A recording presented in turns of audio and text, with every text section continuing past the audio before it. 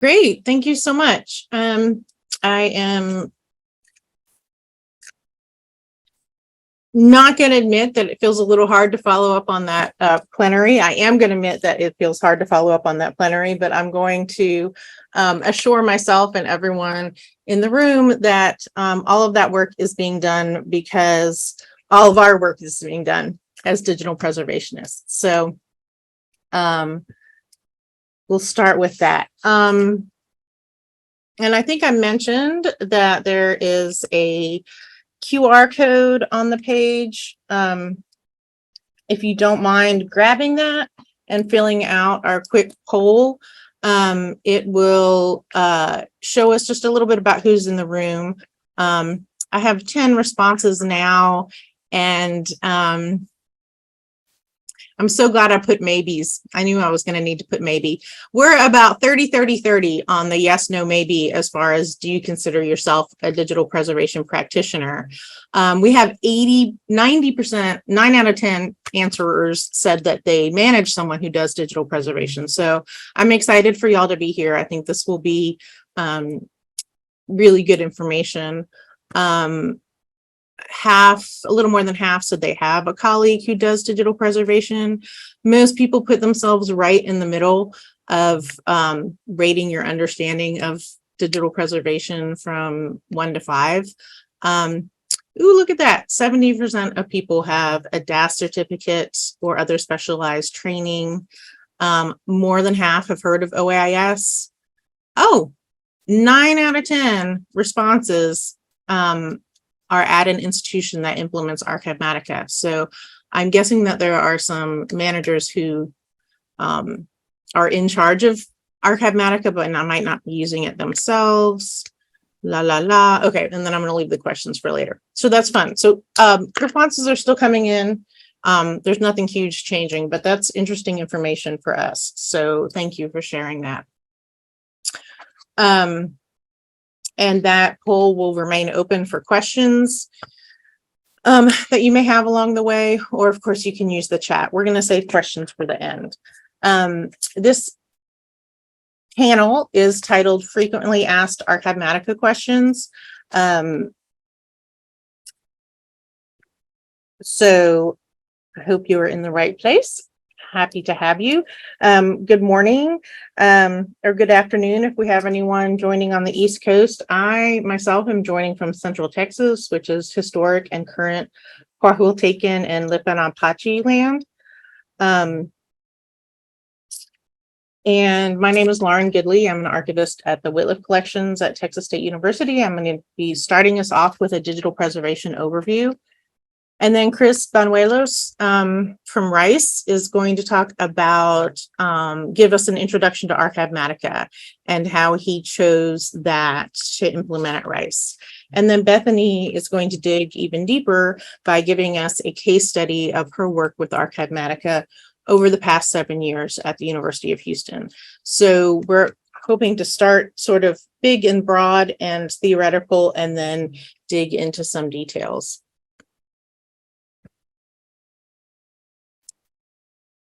It is weird not getting feedback, y'all. So somebody holler or Jonathan or something, let me know if like there's a fire or something. I feel like I'm talking to myself. So I appreciate y'all being there. I am going to start with some high-level concepts of digital preservation. And then I'm going to do a little bit of a deep dive into some theory. And then we're going to talk about actionable steps based on that theory. So hopefully it will all come together by the end. Hang in there for some fun theory. My favorite digital preservation theory is the three-legged stool. And this is a really good visual. I think it reminds us that digital preservation requires technology, infrastructure, organizational infrastructure, and resources. And I think the reminder is really good because it is so tempting to throw some resources at I'm going to take a drink of water because I'm talking too fast. It can be tempting to really focus on technology and what resources are needed. And I think the first step is to look at the organizational infrastructure and to think about theory and policies and procedures and practices and make those decisions first, and then choose technology that will support that. So hopefully you will, that will make sense and you will agree with that as we go along. I also wanted to take a moment to say that good practice versus best practice is a thing in digital preservation. And I feel like a lot of archivists will be comfortable with this, with the answer of it depends. Is Archivematica a good tool? It depends. Is it a good tool for you? Does it help you achieve good practice in digital preservation? These are the kinds of questions that we've asked ourselves on the panel and that we're hoping to encourage to ask you too. So what we're going for is good practice and different ways to achieve that with this tool.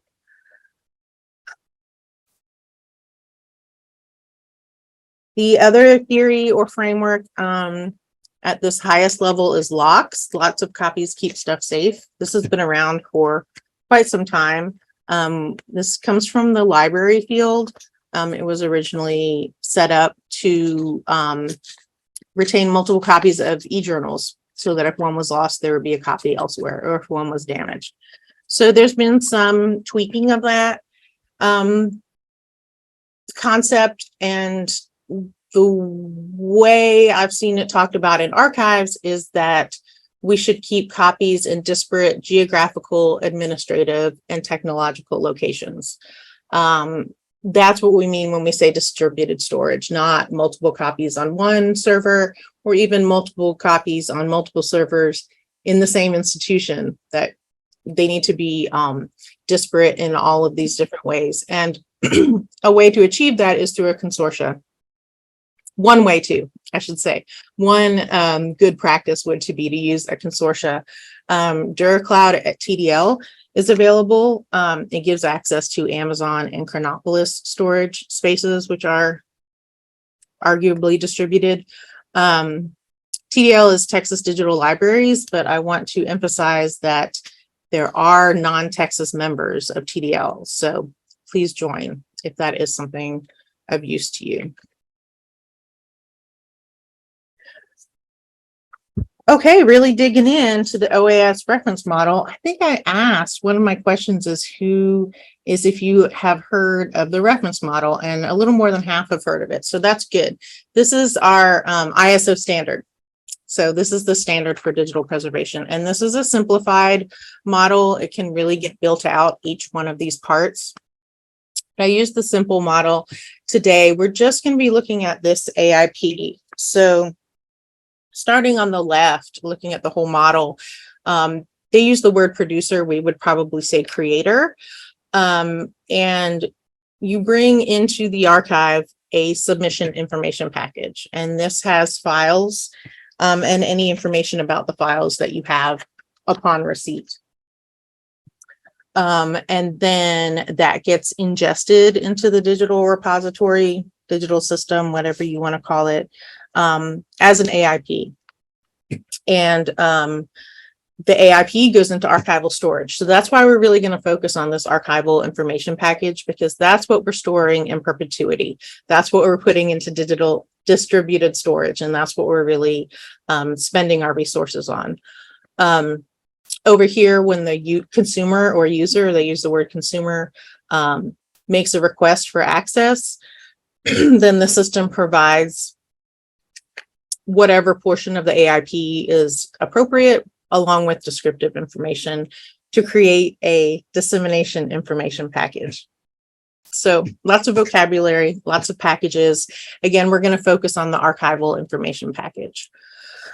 And the reference model also includes preservation planning, data management, administration, and then just management in general. So it's not a bad reference model. As a reference model, it doesn't tell you how to do any of these things. It just says that you need to have them. So let's dig into this archival information package a little bit. The AIP has a structure that is defined. And Again, the vocabulary is a little wonk, but we're trying to make this, they are trying to make this apply to everybody in every possible situation. So there's two parts of an AIP. This whole thing makes an AIP. One part is the content information, and that would be your content data object or files. You could think of this as files. And then representation information, which is not something we generally have to worry about. This is why we use standardized file types. So the representation information is anything that you need to present along with the file so that your designated community can understand it. So if your content data object were a really complex space science database, it might need some representation information to help people understand it. Make it understandable into the far future is what we're talking about with digital preservation. So that's the content information, the file, and whatever representation information is needed to understand that file. And then PDI is preservation description information. And there are these 5 aspects of that. And so OAIS states that you need to have all 5 of these, or that these are 5 things that can lead to good practice for digital preservation. Reference is an identifier, a unique identifier, something that will reference this item across the various systems that you use. Examples might be a unique file name or an ISBN. Provenance is the history of the item. So you do want to include in this and I think about this as metadata. You do want to include in this metadata any transfer of ownership of the content. And you also want to include in the history of the item any changes that you or the system has made as far as preservation actions on the item. So anything that you document will ensure trust in the item that it is what you say it is. So that's why that goes under provenance. That should make sense. Context, I have not seen this used very much in archives. It doesn't, we're not really digging into the descriptive metadata here, but if there is context that's important for understanding this item, you can put it here. And again, descriptive information, descriptive metadata is held elsewhere. So this would be context for just understanding what this item is. And then fixity refers to checksum. Let me see if I've got a little more information. Fixity refers to checksums or any way of ensuring fixity or integrity of the item over time. So here you're just being able to prove that the item hasn't changed or been changed, or you use this for health checks to make sure that it hasn't degraded over time. And then access rights. I really like that access rights are not, they should be maintained with descriptive metadata, but they're also maintained here with the item as part of preservation information, that it's that important to know how you can, what you can do with the item. Okay, so that was a lot. How do we do that? How do we do that? OAIS does not tell us how to do it. It just tells us what to do. So NDSA, the National Digital Stewardship Alliance, which is organized under CLEAR. They have a really nice one-day conference in the fall, and it's free to join NDSA. So I enjoy and encourage you to. They develop these levels of digital preservation. This chart that we're all going to lean on, I think, today. Whoopsie, I forget how sensitive this bad boy is. Oh, please let me go back. There we go. So the chart might be a little bit small for you to read. That's okay. These are lots of actions, steps that you can take. And So it's nice that it sort of maps these steps back to OAIS, back to our standard. And then the other thing it does is it allows you to sort of see what to do next. I think, as you'll see with my co-presenters, that nobody really completes level 1 and then moves on to level 2. You generally, when you do your benchmarking, you have a couple of things here and a couple of things there, but it does allow for benchmarking. It does give you some specific tasks to complete, and it does tell you what you can do next. So along the left-hand side, it has functional areas. So it's organized a little bit differently. It has storage, integrity, control, metadata, and content as these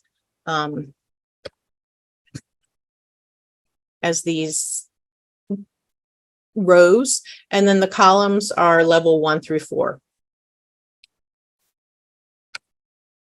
So I'm just going to dig into one of them. And for the functional area of content, I chose one of these cells, and the level 1 is know your content. And the requirement is to document file formats and other essential content characteristics, including how and when these were identified. So you could do that by hand. There's lots of tools. There's Fido, there's Siegfried, there's things that you could do. And then you could document, and you could try to hang on to all that information and package it with your AIP. Archivematica gives us a little bit of help with that. There are microservices, and one of them will complete these tasks, a couple of them. One of them will identify your files using whichever tool you choose, and then it will document that it's done that, and it will save that information in the AIP. So that's what it provides. And similarly, I just chose another cell from that NDSA levels of digital preservation. The integrity level, the integrity functional area. In the first level, it asks you to verify integrity information if it's been provided with the content, or to generate integrity information if it has not been provided with the content, and to do a virus check and isolate the material if needed. So again, Archivematica has a microservice that will do that. It will, you can include integrity information, which just means a checksum, as far as I'm concerned. You can include that checksum with your submission documentation. You can ask, I think Archivematica automatically assigns a checksum, and it will document both of those things for you in a nice METS metadata file. Archivematica can also scan for viruses. And again, it will save all of that information in the AIP for you. So I hope that was a quick and dirty introduction to digital preservation and where Archivematica fits in that. I'm going to give everyone one more chance to grab that QR code and peruse my sources, and that's me. I think I'm going to stop sharing at this point and pass it on to Chris. Thank you so much. Thank you, Lauren. Okay, Chris is pulling up his slides, and we're going to start sharing on Zoom real quick here. Thanks for the claps, y'all, on Zoom. That feels very nice, again, for being sort of all by myself in my office. I appreciate it. Lauren, wonderful job. I'm sorry? Wonderful job. Thank you very much. Oh, thanks. I appreciate it. Looking forward to what you have to say. All right. Well, hello, everybody. Welcome. So I'm kind of going to give a brief presentation about Archivematica. I'm basically going to give a broad overview of what we hope this system will accomplish at Rice, and hopefully it'll kind of be able to be an opportunity for me to test my knowledge about this software that I've recently been training in as well. Do I turn your camera on? Yeah, I do. That way we can see. Yeah. And then I can Yes.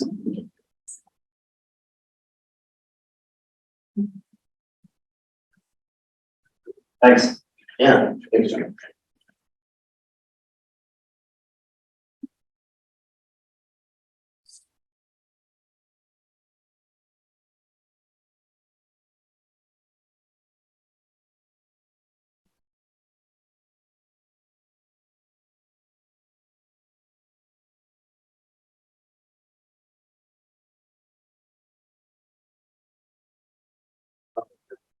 Technical difficulties are going. All right, so what is Archivematica and what does it do? The easiest way to describe Archivematica is that it is a free open source digital preservation platform. It is not a storage system. So for Rice, for example, IT has kindly dedicated storage space for our preservation files in the university's own digital repository. So Archivematica is basically a software that is mounted on top of and integrated with our servers through a virtual machine. In other words, the software is allowed access to predetermined input and export locations within our storage system. Once installed, Archivematica is designed to assist archivists with all the steps that are required in the digital preservation workflow, like Lauren talked about, the submission information package becoming the archival information package. And this includes preparing the files for ingest. So once integrated, the software's web-based dashboard allows archivists a variety of ways to analyze and appraise their various preservation files. So how does Archivematica work? Archivematica is a platform that attaches to a digital storage system, as I said. So it's basically mounted right on top and integrated with an already existing digital storage system. The software is compatible with, since it's free and open source, it's compatible with several different types of storage systems, like with DSpace or Rice, we have ISO. Once integrated, the software allows us to perform digital preservation tasks or microservices, as Lauren mentioned. And it uses a baked-in open source toolkit to achieve these tasks, like verifying checksums or file format normalization, and all these tasks can be automated. The system will then send your preservation files to archive, and all of these services performed by Archivematica have been designed to adhere to the OAIS model. Lauren kindly showed us as well. Here are examples of some of the tools Archivematica has at its disposal. Baggett, for example, will bundle digital files and metadata surrounding files into a structure of folders and subfolders that help facilitate the transfer of content to the digital archive. Media info displays technical info about the media files. The MD5 Deep runs checksums on large numbers of files. So these are some of the tools that help run the microservices that you can automate within Archivematica. So this is an example of the dashboard. Obviously, the little numbers on the side don't exist, but the rest of it does. So if we're looking at this, this is kind of the beginning of the ingest process where you have your digital files that aren't even necessarily put into any kind of structure or submission information package. It's just you've uploaded all this, or you ingested all the stuff using Archivematica. And so the tabs at the top, on the top row in the black, those are different tasks that you can, that Archivematica allows you to perform. And then below the banner, you'll see the SIP, it's called what? SIM batch, SM batch 2. It's been uploaded. Below the SIP are the microservices. So all the kind of white and green and gray rows. Each set of microservices is called a package, Archivematica language. And each microservice has a list of jobs it will perform, starting in this case with the normalization of files. I don't know, I don't think Laura talked about it. So normalizing files essentially is making sure that everything that's going into archive is in the same kind of format that you want it to be. So like a TIFF or a broadcast wave file for audio. So Archivematica can help normalize those files for your archive.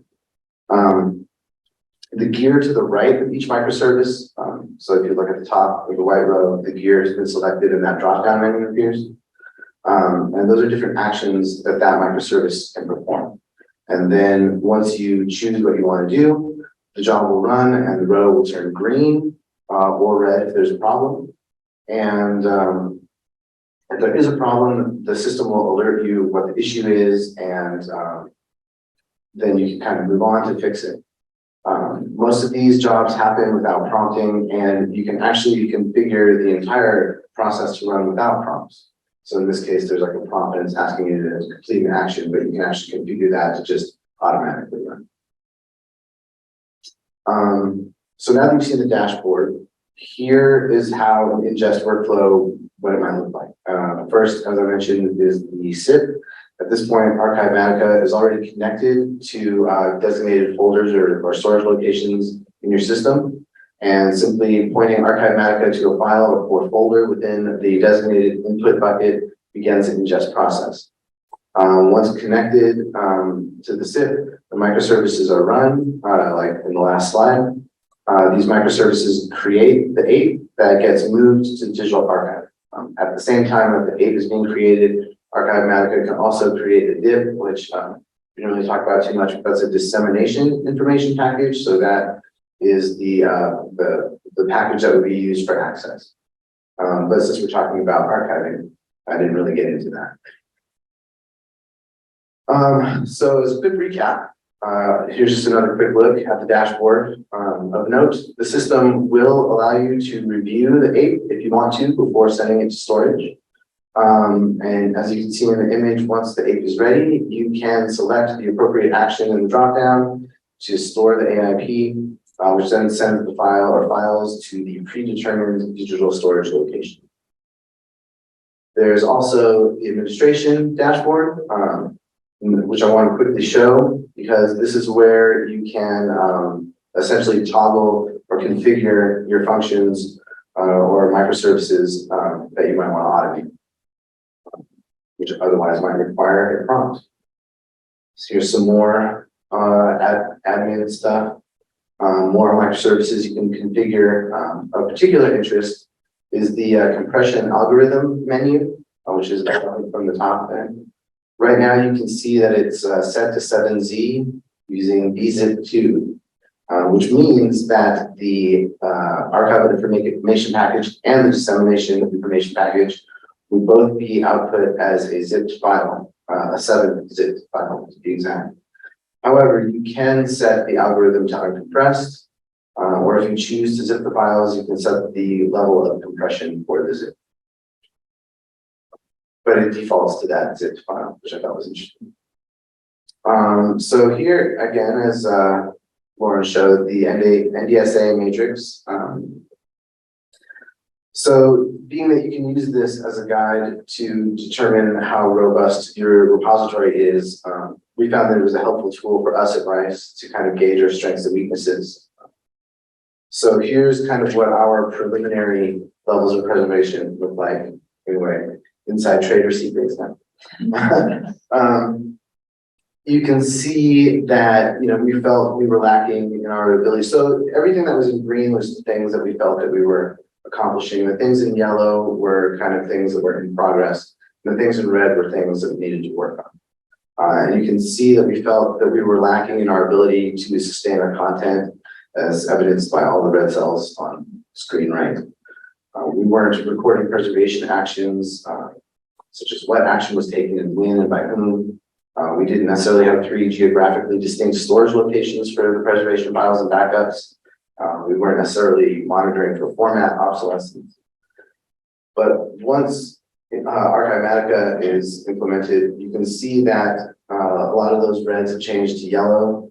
We've got some greens. The platform automatically records preservation actions for us. It can be configured to create logs about these actions. It can direct backup apes to geographically diverse storage locations. The system can help monitor for file format obsolescence. The library of microservices within Archivematica allows our archive to preserve our master files better than when we were performing these tasks manually. So ultimately, we kind of made the decision to explore Archivematica because the AIP structure that Lauren showed earlier, we had that structure, but all of that information we were putting in there manually. And this system allows us to do it in an automated way, which will increase our ability to create apes and store them. And we can do a lot faster, a lot more efficient. It allows us to perform a number of preservation tasks that we weren't already doing. The system is able, because it's open source, it was able to integrate with the Isilon storage server that we already had, so we didn't have to invest in any kind of new storage service or anything. The amount of preservation actions we've now achieved gives us confidence that our digital preservation environment is of a much better quality than it had been previously. The NDSA Matrix shows that. And it really feels like, you know, we're starting to compete with the big boys. So I'm excited about exploring the possibilities of the platform, and I'm looking forward to what Bethany has to say about it as well. Thank you.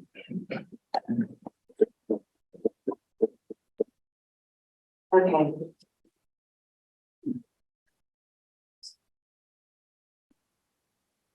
And sorry, just 1 second, it might take me a minute to figure out how to pull up my stuff here. Let's see.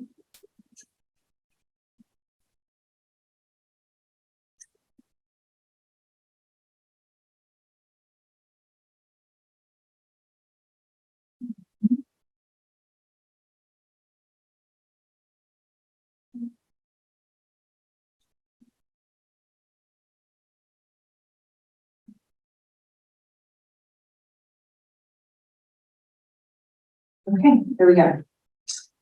All right, well, hi everyone. My name is Bethany Scott. I am the head of the Preservation and Reformatting Department at the University of Houston Libraries.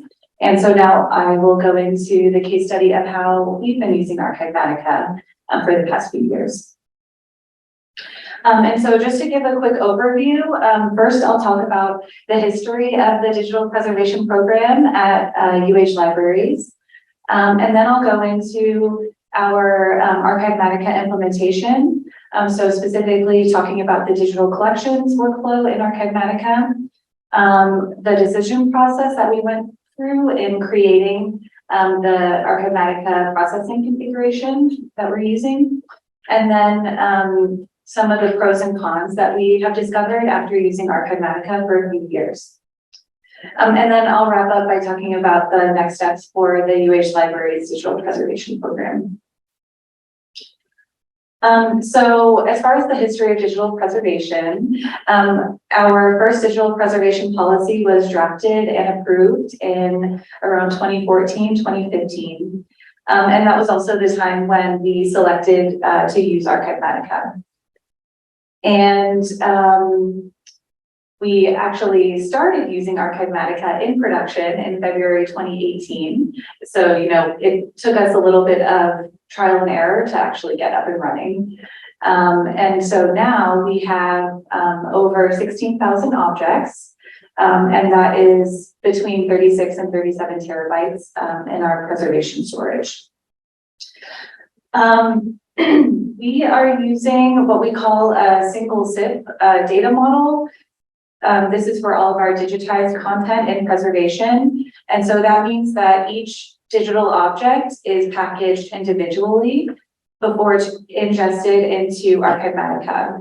So this allows us to have a one-to-one match between the digital objects in our access repositories and the preservation packages, which are in you know, the Archivematica dark storage type environment that's only accessible to the staff members who work on digital preservation.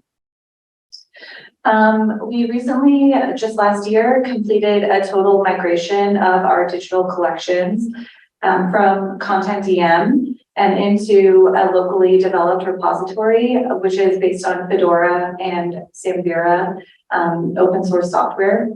And so through the process of migrating all those collections, we also located all of the preservation quality files, and both images and audiovisual files, and we ingested them into Archivematica as part of that overall migration process. And so as a result, now the content that we have in Archivematica is pretty much all digitized material created by the UH Libraries digitization unit. We also do have quite a bit of film and video content. Some of it is done by outside vendors, and those video collections represent the largest file sizes in our storage. And currently we are working on establishing and refining our workflow for digitizing new collections. And a part of that whole process will include creating preservation master files and ensuring that they are organized and packaged so that we can efficiently ingest them into Archivematica. And so on that note, I will explain the part of the digital collections workflow that feeds into our Archivematica storage. So in this workflow diagram, it all starts out with the production of preservation master files and modified master files in our digitization unit. And the specifications or requirements for these different file versions are defined in our digital preservation policy. And so that's this area over here. These files are the input into digital collections. And so to show some examples of our file versions, so the preservation master file will be the highest resolution TIFF that we can capture. It can vary a little bit based on the size of the original item being captured, but we usually shoot for 600 PPI. The preservation file also includes an object level target in the image. Currently for new projects, we're using a golden thread color bar. In this example here, you can see on the left side of the image, it's just a simple white balance card. And the preservation file, so it includes the color bar and it has no other adjustments done, such as color correction, deskew, or cropping. And so by contrast, the modified master file is a high resolution TIFF that includes all of those different adjustments. And so this is the file version that we would use to generate access derivatives. If we need to generate a smaller size or like a JPEG for the access system based on the needs of our users.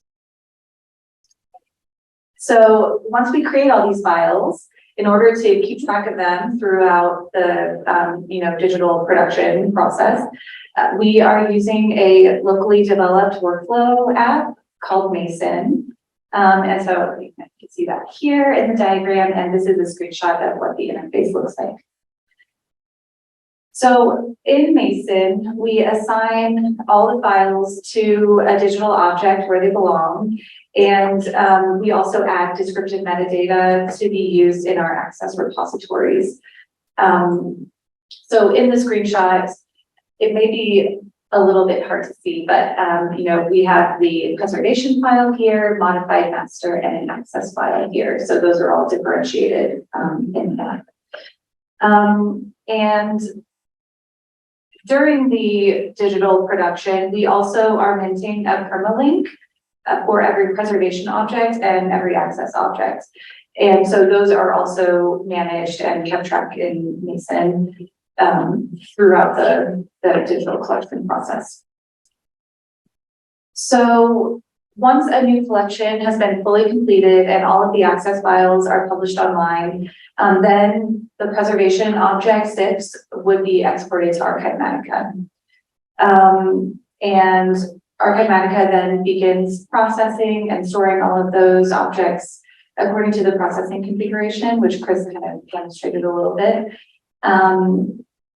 And so that is represented in the diagram by the SIPs being exported and going into Archivematica here on the right. And so one of the unique elements of our Archivematica workflow is a special microservice that we developed locally. It's called Little White Oak. And what this does, it does a couple of important actions for us. So when a package is stored in Archivematica, first it will update the URL that the preservation permalink is resolving to. So if we enter a preservation identifier for an object, it will pull up the stored ape for that object in the Archivematica archival storage web interface. And then the second thing that it does, it will post the preservation permalink into the archive space finding aid. So it will go out and find the digital object in archive space, and then it adds the preservation permalink as a new preservation file version. And the URL for that is only viewable in the staff interface. So as you can see on the screen here, this is a screenshot of a digital object in the staff interface of archive space. And we have two file versions. The top one is accessible to the public, and that goes to our public access digital collections repository. And the second one here is for the preservation object. And so if I were to click on that link, it would take us over to our Archivematica storage. And this is where we could either download this package if we need to, or we could do any of the other actions, such as re-ingesting it or deleting it if we need to. Okay. So just to quickly recap the overall digital collections workflow, the preservation files are created by the digitization unit in the preservation and reformatting department. The file versions are assigned to their respective digital objects in Mason. And then when the collection has been completed and the access files are published, all of the preservation object SIPs are exported to Archivematica. And then they are processed through Archivematica using our processing configuration. So this processing configuration is one of the elements of Archivematica that can be extremely customized to the needs of your institution or your digital preservation program. In our case, our processing configuration is designed to be scalable because it needs to account for hundreds or even thousands of packages in a single collection ingest. And it's also automated so that the digital preservation staff, which right now is just me, I don't have to watch Archivematica and manually approve all the results of different microservices just to keep the process running. So the reasons that we developed the processing configuration this way, the large number of packages, as I just mentioned, and we also have very consistent file formats and metadata. So I'll go into a little more detail on that. So our processing configuration, this is a screenshot from our digital collection processing configuration. And so Chris also talked about this. So for each of these different actions, we have selected what we want Archivematica to do for each package at all these different decision points during transfer and ingest. In Archivematica, there is also the option to choose none or no action for any of these drop-down menus. And in that case, as a package is being processed through the system, it will ask the Archivematica user to choose an action at the time. And so it is effectively pausing the ingest until you make a decision. And, you know, in certain instances, this could be good because for each different package, you can choose a different action if you need to. But for our collections where we have, you know, hundreds of objects, it would really slow us down a lot to sit there and wait until we need to make a decision. So in order to manage that in our processing configuration, we have selected an action for every single one. So it's just automatically processing all of our SIFs, and we can just check on it periodically during the process or even after it's already been stored. So one reason that we can take this automated approach is that we know that all of the files we're putting in are these nice, well-formed TIFFs, and you know, we created them in-house in our digitization unit. There's a couple of selections we made that facilitate this automated processing that I want to highlight. So one of the microservices is called Examine Contents. And basically this will run an open source digital forensics tool called Bulk Extractor. And Bulk Extractor searches through digital files. It tries to locate personally identifiable information, such as like credit card numbers, social security numbers, other patterns like that in data. Well, for us, you know, we are only putting in digitized collections. So our staff has, you know, a certain level of oversight during the digitization process, to where we're not too worried about there being PIIs and the collections that we don't already know about. So we decided not to run Bulk Extractor. So we selected no for this option.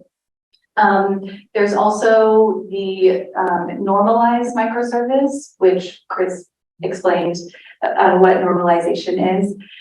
So, you know, just converting your digital objects into a different file format, either for preservation or for access.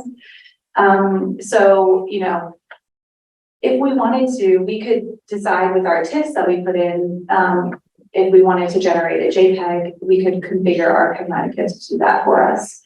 You know, if there's a big variety of different file formats in a collection, it could be helpful to have Archivematica reviewing all those files and determine if there's a recommended preservation quality file format that anything could be converted to. And this is, you know, ensuring that the files will remain accessible for a longer amount of time.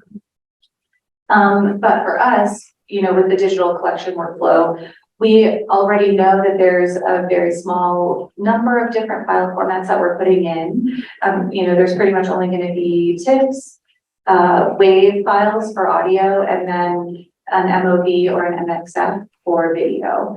And we specifically selected to produce those file formats because we know that they are accepted and recommended for long-term digital preservation. So as a result of that, we decided that we are not going to normalize any of our digital collection files that are going into Archivematica.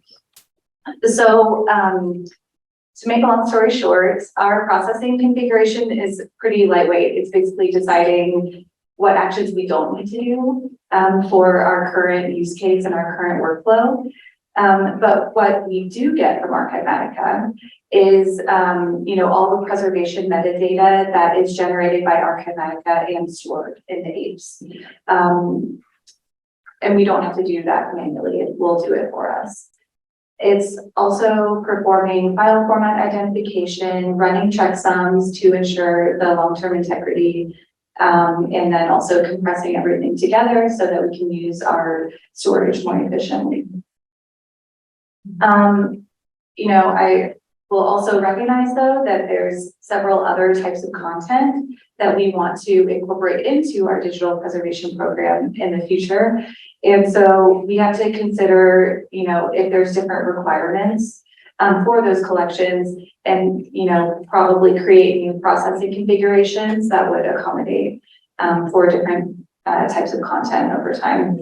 So for example, we have a pretty considerable backlog of born digital archives. And so these are files that have been created by other units on campus, or, you know, donors of archival collections, and then transferred to us later. So, you know, in a lot of these collections, they contain thousands of files, a lot more than we could ever be able to manually review for PII or for file format identification. And so for those collections, we started experimenting with a born digital processing configuration that would include both the bulk extractor to identify personally identifiable information. And then we also would be normalizing files in those collections as well.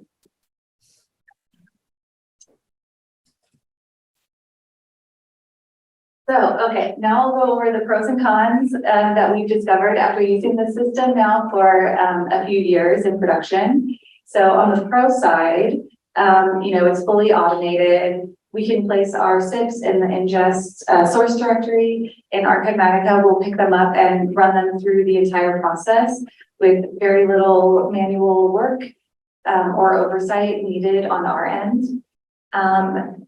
And then at the same time, with all the microservices and actions that are being recorded by Archivematica, we have a high level of confidence that our digital objects are stored securely and they are documented with extensive metadata to support long-term access, even if the file formats or software changes over time. We also really appreciate that Archivematica is fully customized for our needs.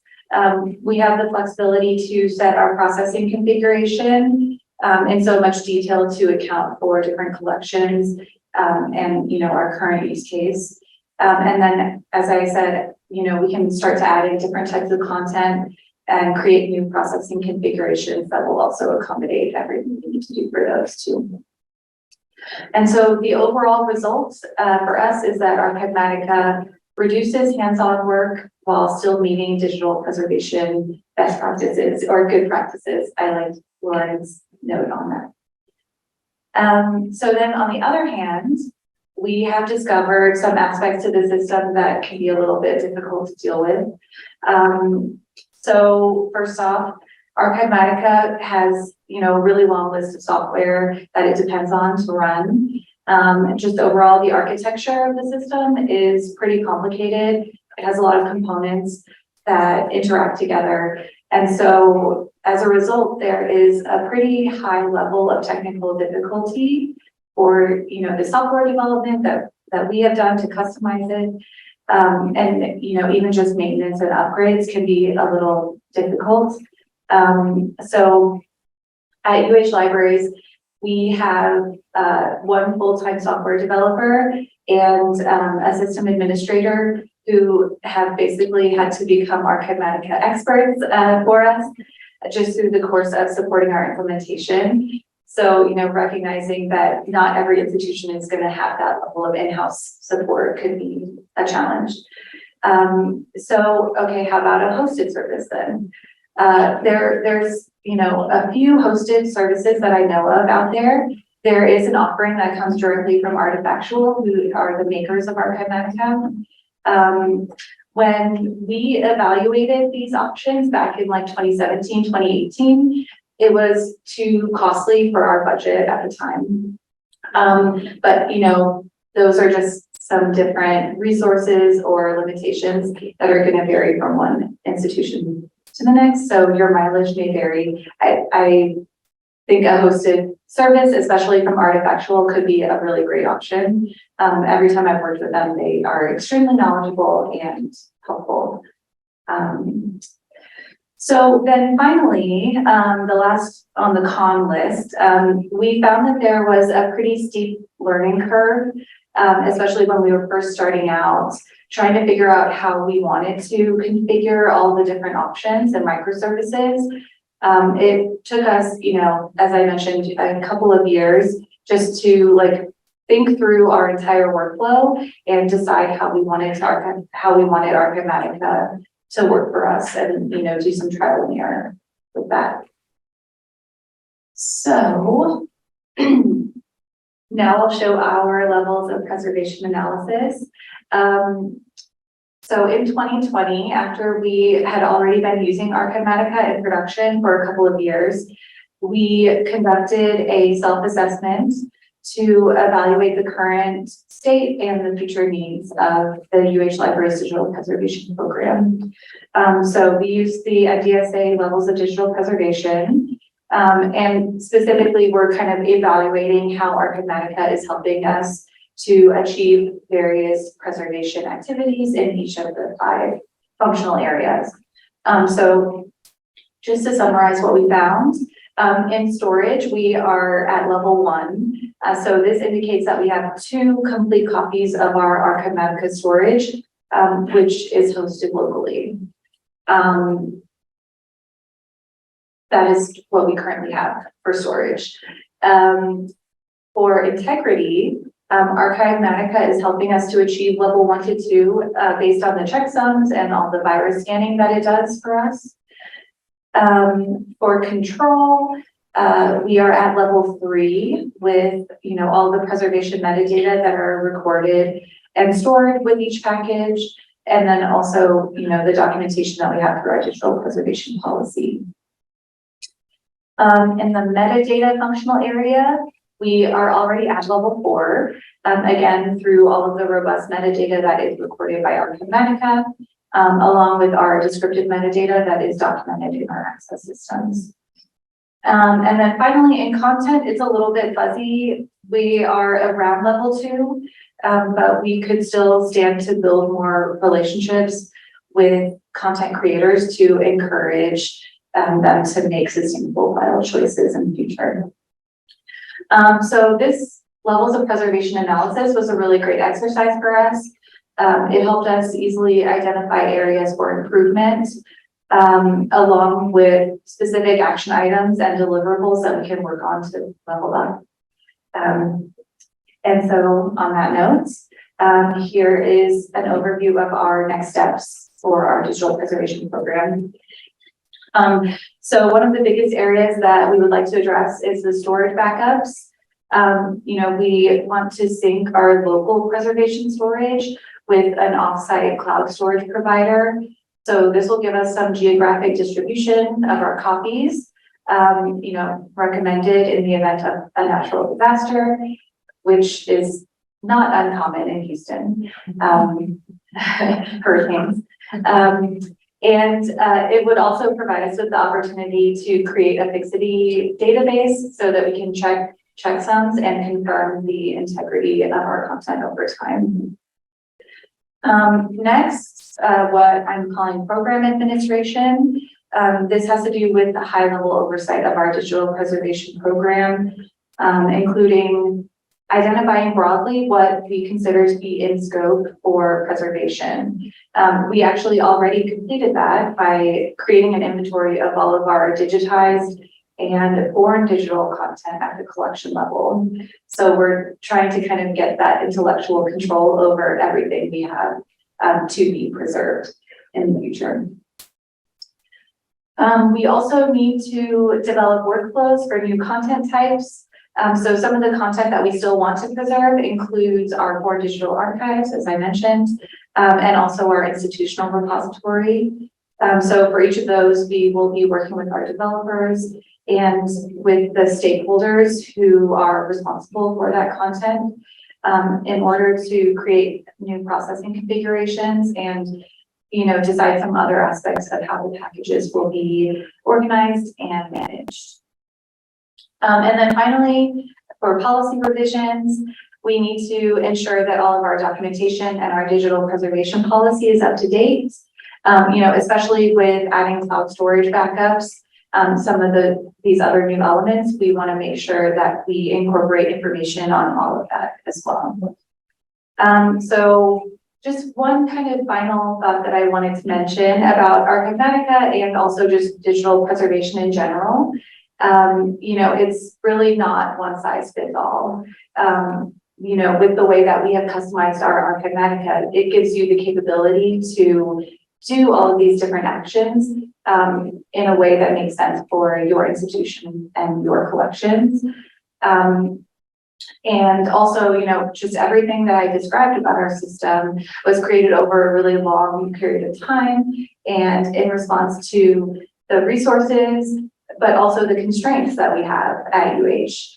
It could look really different for you at your institution. And so I would be happy to discuss about that with everyone in the session. So, thank you.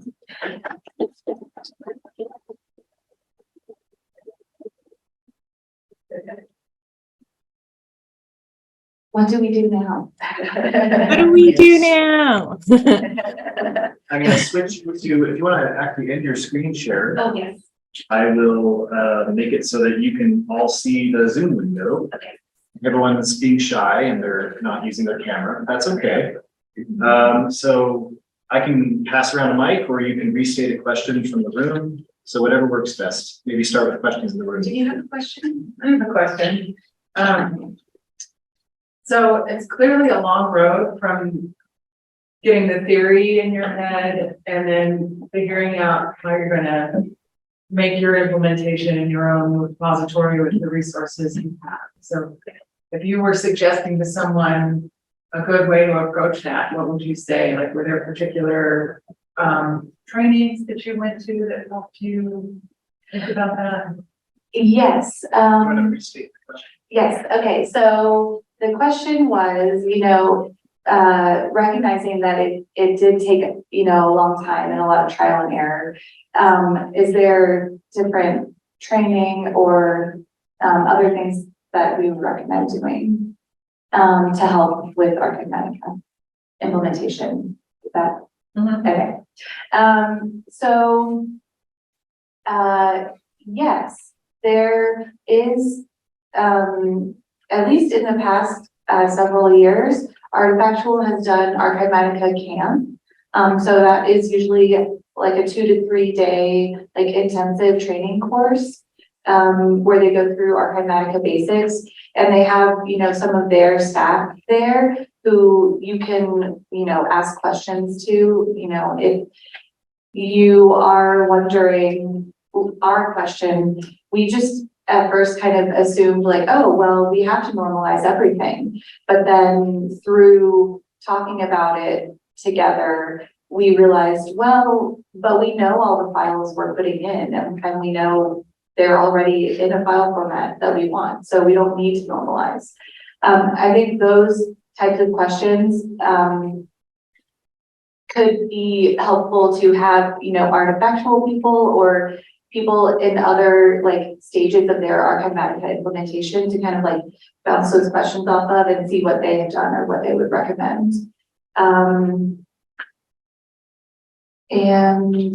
I'm trying to think, the biggest thing I would say too is like, as much as possible, trying to have like a dedicated team that can focus on this, which I know can be really tricky at times. There's often a lot of different projects going on. For us now, it is hard to have like dedicated time to just work on digital preservation because everybody is also doing like new digitization projects. So if possible to have like, really focused staff time and a team of people to work on an Archivematica implementation, that's what I would suggest. Yes. So that can be the runner. Thanks. So this is a workflow question for UH. You mentioned a more digital backlog. We can all relate to that. Does your team also do the processing of newly received or digital material, or does that happen in a different department and then come to you for preservation? Is there an established workflow for that?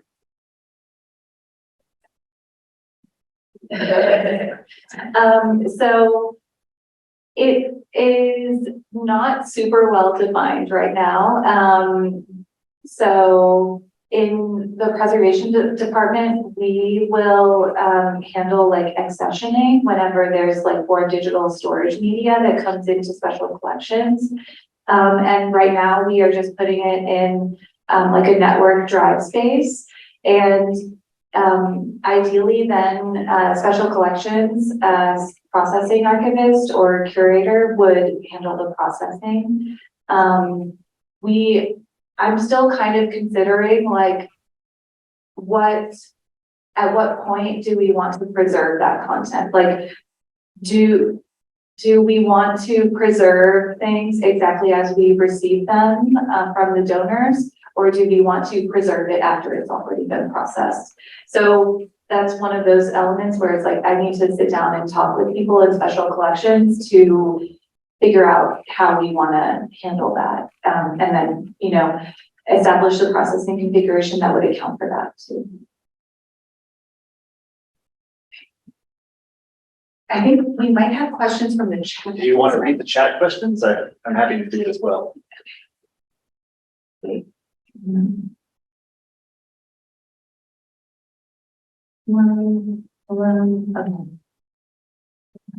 Okay. Oh, yes. Okay. Anna's question. For UH, could you speak to using locally developed repository? How involved were you with conversations? Ours is currently in siloed servers, and content managers are trying to build relationships with IT. Yes. The process for developing our access and preservation repositories, it was definitely a cross-departmental effort.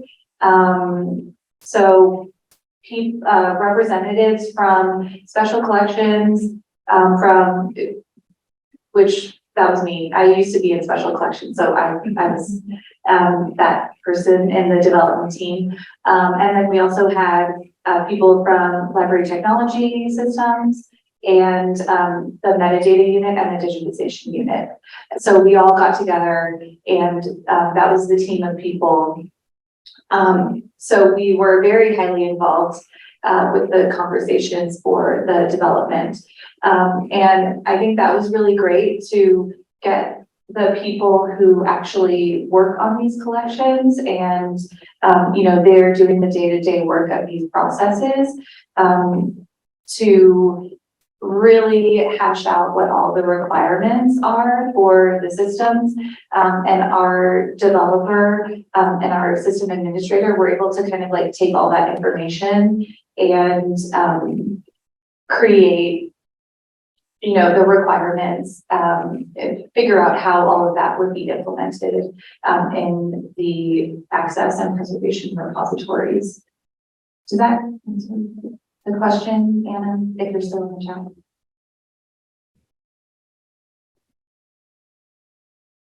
Okay, great.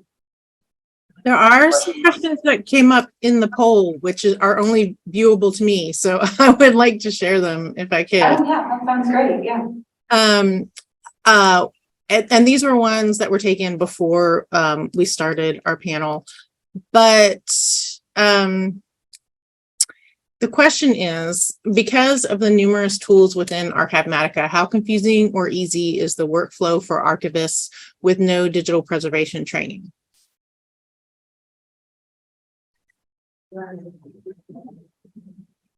Well, honestly, I think it's pretty easy because the tools run automatic.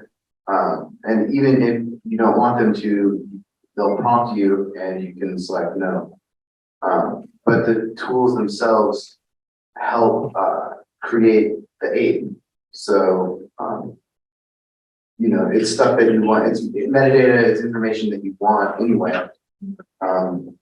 So I felt personally that it was pretty easy because it's already just kind of configured to do that work without you having to, sit there. And like Lauren had mentioned as well, it already puts it into a METS file for you.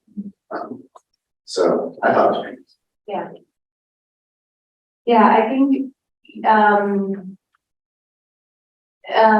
even though I said we had a really steep learning curve at first, I do think that it's much easier to use Archivematica than to try to learn how to use like bulk extractor and like all of that stuff, man. Yes, like, Archivematica is incorporating all of these different tools for you so that you don't have to do like, different things in the command line and like all those different things. So I do think that it's easier to use Archivematica than it would be to try to learn all those different tools and then do it manually yourself. I'll also add that I didn't include, did I step over you, Bethany, or were you done? No, go ahead. Okay. I'll also add that the digital preservation thing of doing something is better than doing nothing. And Archivematica comes with a default configuration. Like you can dig around there and mess with it and set it to run automatically, but it comes with a default. So, that's, and even if you change your mind later about how that default runs, you can create apes kind of out of the box. I mean, it needs installation and whatnot, but once it's running, and the other thing is that there is a lot of documentation on the, I guess it's a wiki that Archivematica has. So you can kind of watch, you can kind of read the documentation while it runs and kind of train yourself that way. So it can kind of do double duty that way, I would say. Yeah, I agree. Who wants a trivia question? Here's a good trivia question. What's the largest size SIP that Archivematica can handle? It's an interesting question. What we found in like doing testing was it's not necessarily like a large file size that is a problem, but if you have like many files in a package, it could really get hung up. Because, you know, it is running all these actions on every single file. So if it has a package with like 10,000 files and it's trying to identify the file formats and then record all of that, it just can get overloaded and can kind of like time out and like stop working. But do you have an answer for this? No, well, it would be an it depends answer. For us at Rice, you know, we have X amount of storage space that, you know, that we can use for the production part of the workflow, or the processing part of the workflow. So however much we kind of fit into that bucket is our personal threshold. Yeah. You know. So it depends. There was another. Oh, another question in the chat. Okay. We currently store our digitized material in DSpace. So Archivematica can be configured to automatically perform digital preservation, create apes and dips on these files as we enter them into DSpace. Am I understanding that correctly? You want to take, y'all have DSpace? No, well, we did. Oh, okay. That's a whole other. Yes, from my understanding, that when you create the ape, it can also create the div, and then yeah, and as long as you have that designated space, that export method for Archivematica that to hook up to, then you can send. It'll make both simultaneously, and we'll send it to the proper bucket. Yeah, for UH, we do have DSpace for our institutional repository. And so a lot of the content in there is like user generated, user submitted content. So we don't actually manage it before it is entered and published in DSpace. So for us, we would have to develop a workflow that goes like from DSpace into Archivematica. And I don't know, I think that integration might already exist from Artifactual, but I don't know off the top of my head.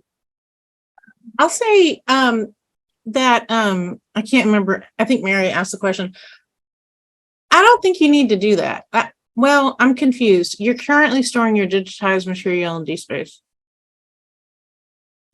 I take it back. I'm going to think through this for a minute because we just switched our DSpace to only be the institutional repository, and then special collections are in a different space. But there is a tool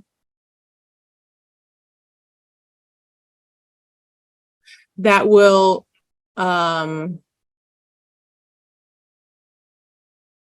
it's called a replication task suite, which makes no sense to me, but that's what it's called. And that will, I believe, create AIPs from what you have in DSpace. We never used it for our digital special collections because we were putting use files in DSpace. We weren't putting the high resolution preservation files. So it didn't work for us, but for the institutional repository, for them to create AIPs out of dissertations and theses and things like that, it works well.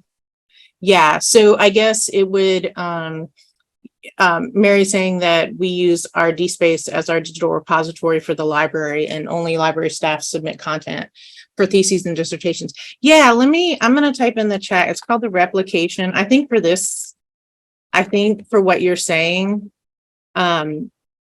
this might be a quicker tool that you might not need all of Archivematica, because like you're saying, the library staff submit content, you know that it's all PDFs, you know a lot of information about it that Archivematica is set up to pull out, that you might not need that large of a tool.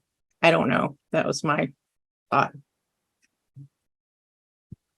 Yeah, I think you're right about that, Lauren. Now that you said replication test suite, that's like ringing a bell. It's like, oh, I've heard of that. I think that is something developed here at Texas State, so I'm kind of proud of it. But yeah, but now that's why I have the inside line. But it's now publicly available. You're welcome. Reach out to any of us. I put there were some other questions that came early on that were about what are the challenges hosting the system at your own institution? Would you recommend working with a hosting service for the platform? How much IT support do you need for Archivematica, such as installation and troubleshooting? And we've hit on this a little bit. I just wanted to make sure this question got answered for the person who asked it at the beginning. Yes, so I would say that it's a not insignificant amount of IT support. So, you know, if you don't like already have a dedicated software developer or like a system administrator who could, you know, install and maintain it for you, I would recommend working with a hosting service. Another benefit of different hosting services is many of them will also do the like cloud storage backup and the geographic, you know, replication. So that's, you know, another thing that you can pay them to manage for you. And you wouldn't have to like also develop it and implement that locally yourself. And yeah, are y'all hosting local too? Do you want to? Actually, we are spending nominal amounts of money on our actual, so they are helping us through it. Which, so, you know, you were talking about like the Archivematica camp and things like that. Like that's kind of the trainings essentially that they're doing with us as well. Yeah. But the other, you know, so having access to the archival people has been really helpful. I was going to mention as well that one of the benefits to being hosted by archival is that they'll actually work through and talk through workflows with us and share, you know, various workflows that they've helped develop. Like you said, it's not a one size fits all, so you have to develop it within what you have and what you're working with. But they're willing to help us with that, which is cool. But at the same time, it still requires quite a bit of IT support, which is for the implementation, trying to figure out, you know, what exactly areas of our storage server that Archivematica is going to integrate with. That's all IT conversations. And like probably with archival. And with archival, correct.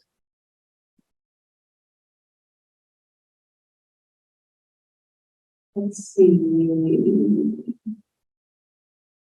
Oh, yes, question in the room. Cool. Yeah, with, I can forget. I'll be the Zoom people. Okay. For this. I believe you.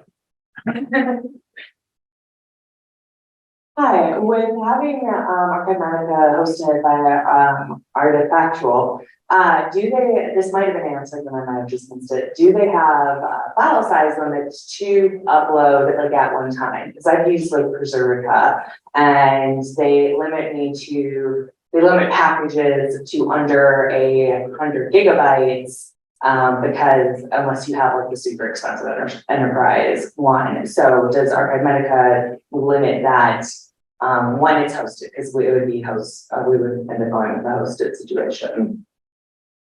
Right. I'll do that. So we keep saying the word hosted and like, well, I'll speak for myself. Okay. At Texas State, it's hosted locally. So, and I think someone else mentioned that Archivematica itself, like the tool, doesn't have these limits, but you just mentioned that Preservica has these limits because they're hosting it. It's their servers. They don't want you junking up their servers with these huge, it costs more to run huge files. So the problems that we were having locally were things were timing out because our IT system is not built for digital preservation and it's not built to run something for 48 hours. So if I were going to run a really big SIP that had 100,000 TIFFs and it's trying to index all those TIFFs and run all these tools on every single TIFF, which is what we want it to do, it's going to take a lot of time. And so I ended up working with our sysadmin. We do have a programmer who was able to set up this tool for us and who was able to run all of the updates as they're needed. And we reached out to him. We're like, well, this is timing out. So he had to like fix, wow, you're going to see how non-technical I am. He had to fix, when it would time out. And also because they're set, the servers are set in a certain configuration for normal business activities. And we're using our normal IT servers. And then it would also not accept there was a time limit and also a file size time limit. So I think you're right who asked the question that it's based on who hosts it. So if you host it locally, you need to work with your IT person to set that. And then I do not know the answer for thank you, Artifactual. If they actually host it, yeah, I don't know if you're looking it up real quick. But that's good to know about Preservica. Go ahead. I'm Googling it right now. So they have something called Digital Preservation Service, which is standard hosting and storage, end-to-end digital preservation. This is at Artifactual, yeah. Let's see. It doesn't specifically say on their website, that might be a little detailed, but I'm sure, you could email them. Preservica doesn't have it on their website either, so you just gotta ask. Yeah. I mean, it might be an argument for you to move away from Preservica if you've gotten everything you need from them, or, just to make smaller packages. I was really tempted. I know we're getting close to time. I was really tempted early. I was like, I'm going to make these big SIPs with, 10, 20 video files and just run them overnight. And it ended up being easier to make. It felt counterintuitive. I wanted to have like collection level AIPs, and it made a lot more sense for me to have item level AIPs for some of these reasons. And so I like what Lauren was saying, that it's all about the configuration of the server. And Chris mentioned this before too, that there's a processing space that can be configured specifically in mind with like, what is your biggest thing that you want to ingest? And then make your processing space 4 times bigger than that, plus the size of the software. So that might be helpful to think about. That is an excellent rule of thumb. Thank you.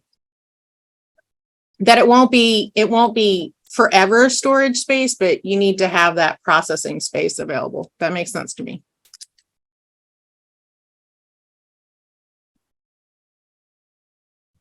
Well, we might have time for another question before the session ends. These are all great questions.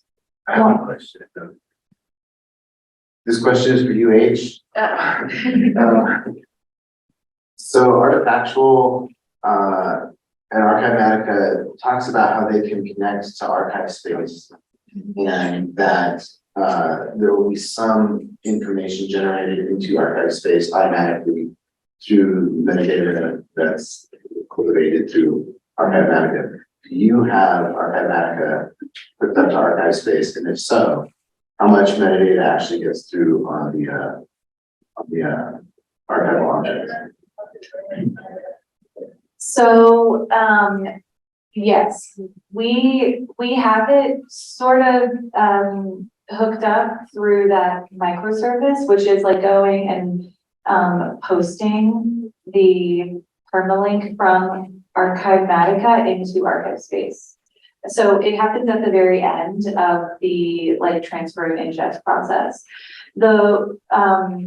When you look at Artifactual and the integration that they talk about with Archivespace, I believe that was developed with the Bethany Historical Library at the University of Michigan. And for their workflow, they were doing stuff in Archivespace, like in the middle, like in between transfer and ingest. I think that they were doing like sort of like processing a more digital collection. So like they would like transfer something into Archivematica, like processing, and then they would go in and like rearrange things and then finalize the ingest. And so that just like does not work with anything we're trying to do. So we have not used the like Archivespace integration that comes out of the box with Archivematica. So great, yes. All right, y'all. 11:30. But thank you all for coming, and thank you to everyone on Zoom. I appreciate y'all. Thanks, everyone.